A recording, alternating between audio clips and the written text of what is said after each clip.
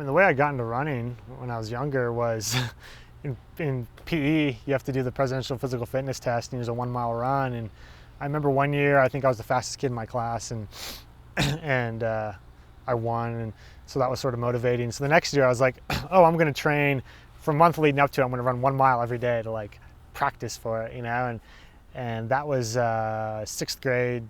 I was 11 years old, and I just never stopped. That was how I started training running, and just grew from there. And within 18 months, I think I ran my first marathon.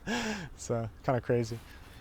It was something I was successful at. I was good at. And when you're that age, you're kind of just looking for something to latch onto that to kind of bolster your self-esteem and confidence, and to just be affirming in life. And so in that sense, yeah. But they grew into something deeper pretty quickly, I think.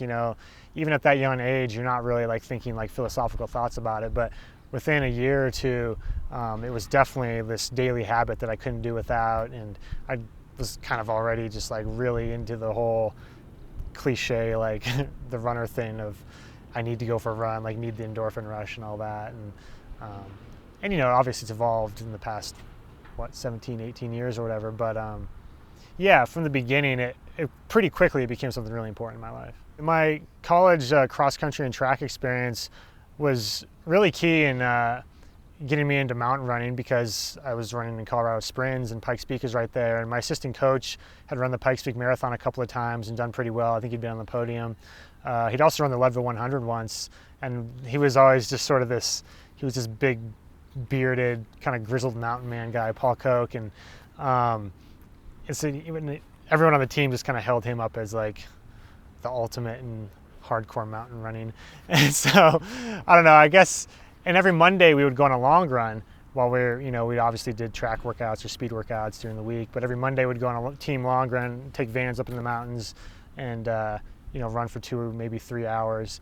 And those runs were like instrumental in getting me interested in trail running, mountain running, and I always enjoyed those a lot more than doing 5 by mile repeats in the park or something. And I knew that once I graduated from college, I would pursue the longer distance stuff in the mountains. But I was also really, even like my last year of college, I was kind of anxious to get after it in the mountains, but I really valued the experience of being on a team, actually. Just, there's hardly another point in your life where you get to do that. And even if it's just Division III NCAA level, it's really nice to have that camaraderie and just those experiences of racing for free every weekend, basically, and having everything paid for, and having a coach and a training room and all that. So, and just the friends that are developed on an experience like that. So, I don't know, that's kind of where that came from. And I think it was good because there's definitely a different mentality in track and cross country, where it's all about going fast and stripping down, super lightweight gear and that sort of thing.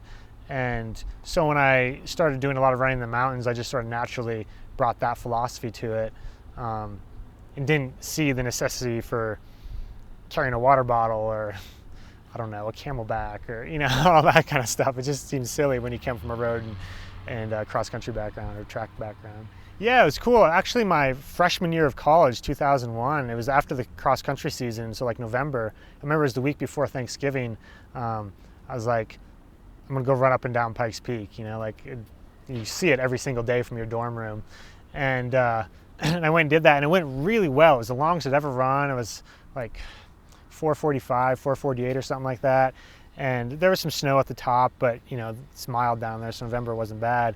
And instead of being sort of shattered by the experience, it was like this very like almost epiphanal experience, where it's like, I'm good at this, and I almost feel like strengthened by it instead of beat down by it. Whereas I'd had kind of a rough cross-country season where I was just really I felt overtrained from all the speed work and stuff and racing. So that was in fall 2001. But then later on, like kind of my last year, I can't remember, it was 04, 05, something like that. I was having a similar experience during the track season, where all the speed workers really just seemed to be beating me down. And so I talked to the coach. I was like, I'm just going to stop doing track work. I'm going to train for the Fort Collins Marathon in May and just do long runs. And I did that. And I did this 30-mile run on a Saturday morning. And it was the same sort of thing. Like, it was just a flat run. And I remember I did like 6:40 pace the whole way. And it was really, I felt stronger as the run went on again. And But then just like a week later, I PR'd in both the 800 and the 1500, and I was like, oh, this is just silly that like I've stopped doing speed work and I've just started doing long runs, you know, every other day or something, and I'm getting faster with the short distance stuff. So I don't know, I just sort of had these experiences where doing long runs and in the mountains were just seemed a lot better fit for me physiologically and mentally, emotionally. So it was just a very obvious progression that upon graduation I would start doing some long distance mountain racing.